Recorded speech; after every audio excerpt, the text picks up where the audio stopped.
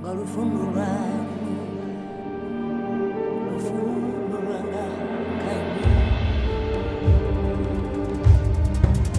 going to carry on with the second half of this passage, chapter 3 of Luke, and from verse 10, carrying on with John the Baptizer. "What should we do then?" the crowd asked. John answered, "The man with 2 tunics should share with him who has none, and the one who has food should do the same." Tax collectors also came to be baptized. "Teacher," they asked, "what should we do?" "Don't collect any more than you are required to," he told them. Then some soldiers asked him, "And what should we do?" He replied, "Don't extort money, and don't accuse people falsely. Be content with your pay." The people were waiting expectantly and were all wondering in their hearts if John might possibly be the Christ. John answered them all, "I baptize you with water, but one more powerful than I will come, the thongs of whose sandals I am not worthy to untie. He will baptize you with the Holy Spirit and with fire. His winnowing fork is in his hand to clear his threshing floor and to gather the wheat into his barn, but he will burn up the chaff with unquenchable fire." And with many other words, John exhorted the people and preached the good news to them. But when John rebuked Herod the Tetrarch because of Herodias, his brother's wife, and all the other evil things he had done, Herod added this to them all: he locked John up in prison. Dun, dun, dun! Wow, John is just letting rip. My old buddy Rob used to compare me to Paul because he said I was passionate yet tactless, and I'm surprised in a way that he never thought of me as John the Baptizer, because I can see a little bit of myself in him, just like boom, just sending it to the people. What's interesting with basically these different groups of people are coming up to John, they're going, "What should we do? What should we do? What should we do?" And in essence, his reply to them is, "Don't be a douche," right? The man who has 2 tunics should share with him who has none. The one who has food should do the same. Tax collectors, don't collect any more than you're required to. Soldiers, don't extort money and don't accuse people falsely. Be content with your pay. Just be nice people. That's the essence of his message here. It's not like some huge, particularly amazing thing. He's just saying, be loving people. If you summed up John's teaching here, it might be love God with all your heart, soul, strength, and mind. And more importantly, in this case, love your neighbor as yourself. If you've got 2 jackets, somebody doesn't have a jacket, give them a jacket. Now imagine if we took that teaching to heart. If you have a holiday house and somebody doesn't have a house, give them your house. If you have 2 cars and somebody doesn't have a car, give them your car. If you have all the money and someone has no money, give them some money. You know, a little bit of socialism, Marxism sneaking in there. This idea that all the people should have some of the things instead of some of the people having all the things. Ooh.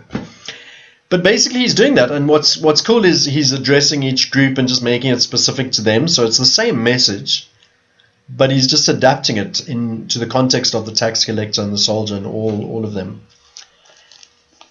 And then the people are wondering if he's the Christ, and so John points them. Like John, there's never a moment that we see in John taking the glory, wanting to be the man. He's always like, I'm here to point to Jesus, that's it. I'm going to give you a message until Jesus comes.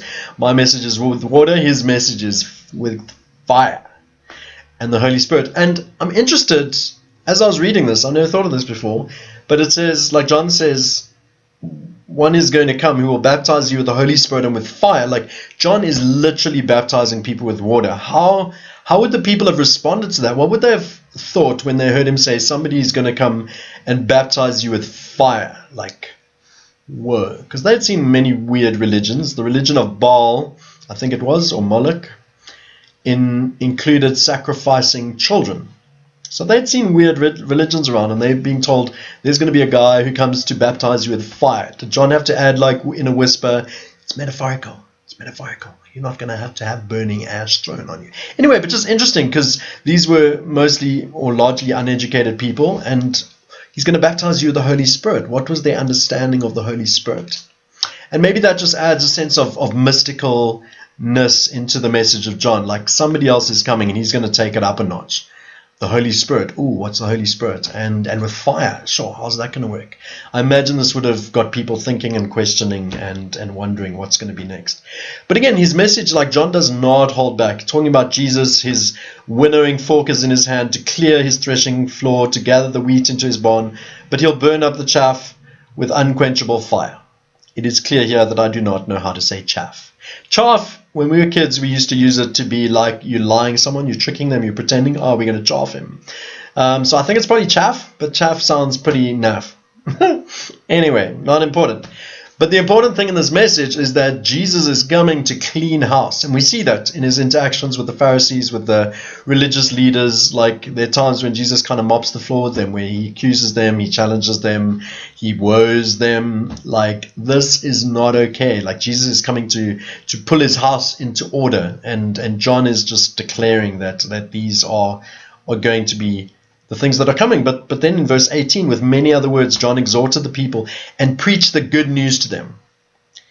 And so the word gospel, I think, means good news. And often the church has been guilty of having a message that doesn't feel like good news, or certainly doesn't feel like good news to the poor or to the marginalized or to those that society is kind of inflicting pain on.